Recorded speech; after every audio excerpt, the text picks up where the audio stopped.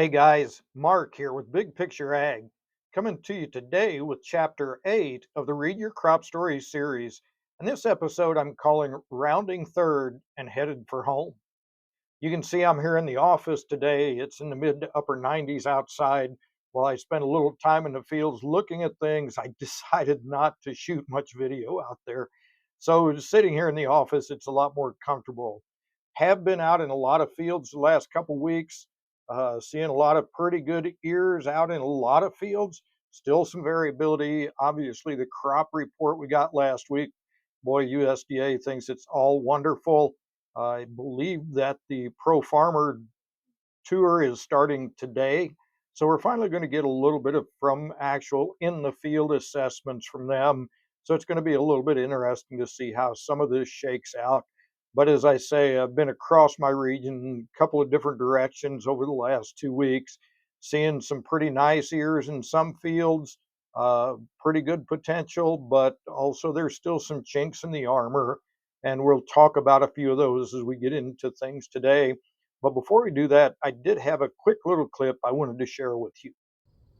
If you've been following along with the Big Picture Ag Read Your Crop Story series through the season, if you've been enjoying that, kind of learning to look at your crops a little differently, I'd really like to encourage you to think about, if you catch it in time, join us next Tuesday night. I think that'll be August the 25th or 26th of 2025. Sorry, I'm a little off on my dates, but it'll be the Tuesday night at 7 o'clock. Um, but we'll be doing an episode talking about how do we really assess late in the season why our yields end up where they do. Guys, the two most important weeks of learning can come right before you go to the field with the combine. So I'd really encourage you to take a look at the YouTube channel, even if you can't join us on the call. I've got some videos there about a late season ear assessment. I'd really encourage you to take a look at that and think about doing some work with that this fall because it's really helpful. But aside from that, let's jump in here and talk a little bit more specifically about things that are going on today. We'll start out again here today and we'll look at the GDD chart just a little bit. There's a few things happening on here. You can see here at this point of this season, we're at 2,640 GDDs. This particular hybrid is should be black layering at about 2,875. So we're 250 GDUs away. You can see we've been cranking out some heat here, putting in 30 to plus GDDs a day. So at that rate, we're within about 10 days of black layer on this particular hybrid. You can see here we did have a little reprieve a few days here where we had some nighttime lows kind of cooling down, but our daytime highs are still getting up there. One of the interesting things, we have accumulated a little over 10 inches of rain in this 30-day, 35-day period here. So a lot of moisture going in here, which is helping the crop quite a bit. But again, we are moving along pretty quickly uh, over the time since we've hit pollination. We've had a lot of nighttime lows that have not been real friendly.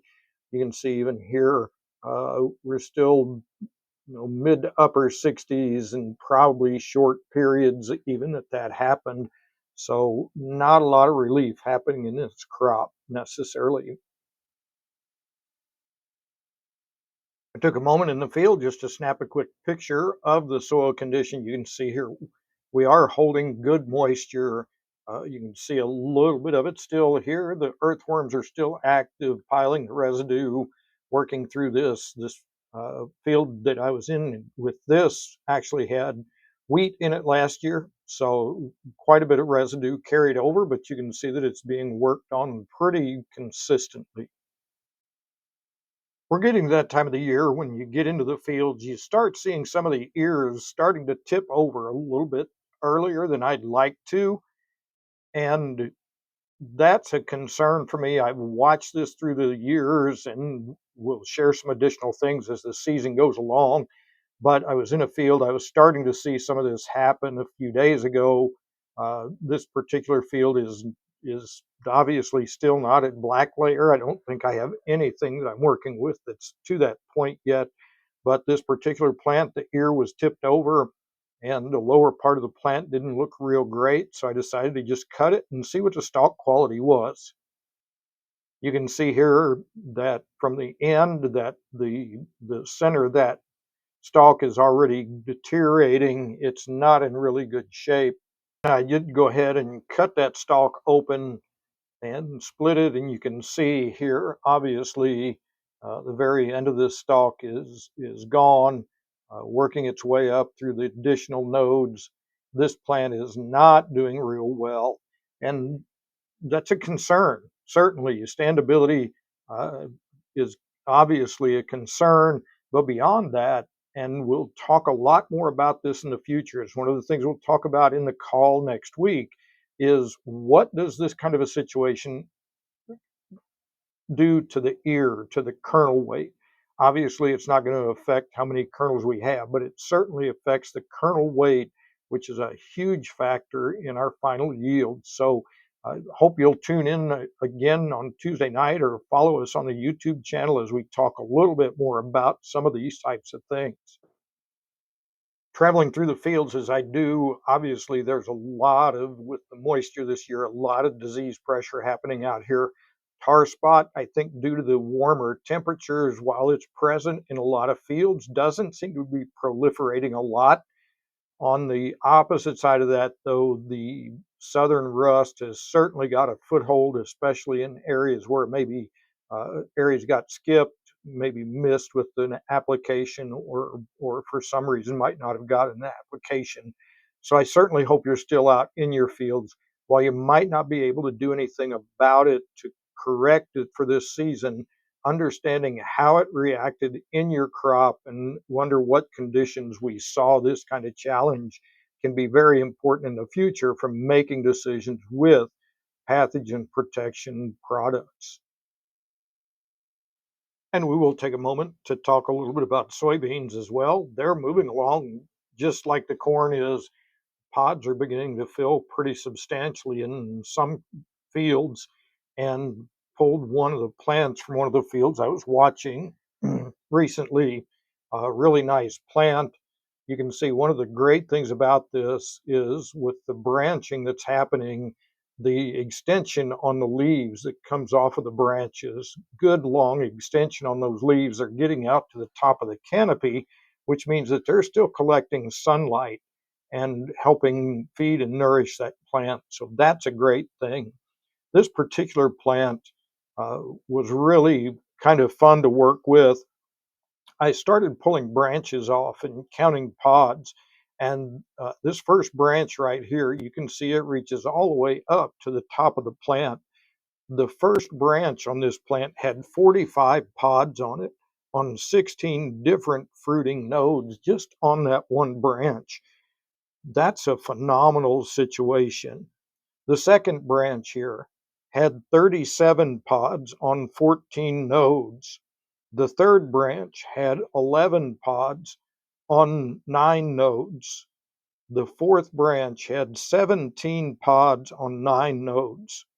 The fifth branch, somewhere in here, had 13 pods on 8 nodes. And the sixth branch had 12 pods on 9 nodes again. So you can see throughout all of that, there's a pile of pods on those branches.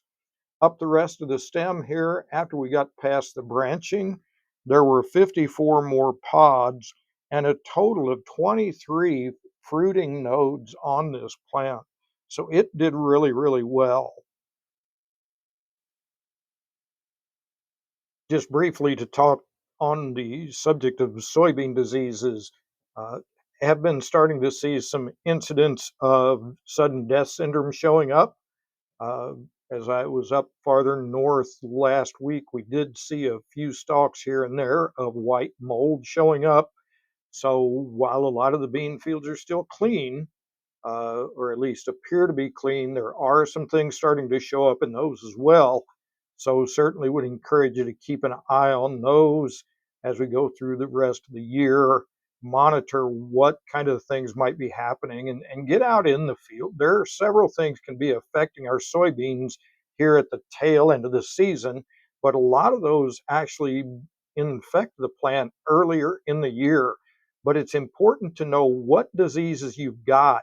As we look toward next year, an important step is knowing what affected your crop this year to know what you need to be prepared for potentially next year and when you really might need to be trying to do something to prevent some of those challenges that can be clipping away at our soybean yields. Well, there you have it. That'll be a wrap for today's episode. Again, chapter 8 of the Big Picture Ag Read Your Crop Story series. This one entitled Rounding Third and Headed for Home. We're we are in that home stretch. It won't be long before we'll have the combines out and running. But guys, there's some great stuff that can still be learned. There's information out here in your field. If you'll spend a little bit of time gathering some of that, assessing what really went on with your crop, there's a story in your ears. We're going to talk about that next Tuesday night, August the 26th of 2025 at 7 o'clock. If you're part of my email lists already, you're going to get the login information for that. If it happens to be after that, we'll be posting that call as well as the information about what my late season ear assessment is, as well as another process I call the 5 most valuable minutes spent that you can do during harvest. We're going to talk about things you can do. Understanding what happened this year, how things affected your crop this year, gives you a big leg up going into next year to understand where there might be places you can pick up some slack and pick up some extra yield. So, again, I appreciate everybody tuning in. I hope you'll join me on my other opportunities, and we just look forward to seeing you soon.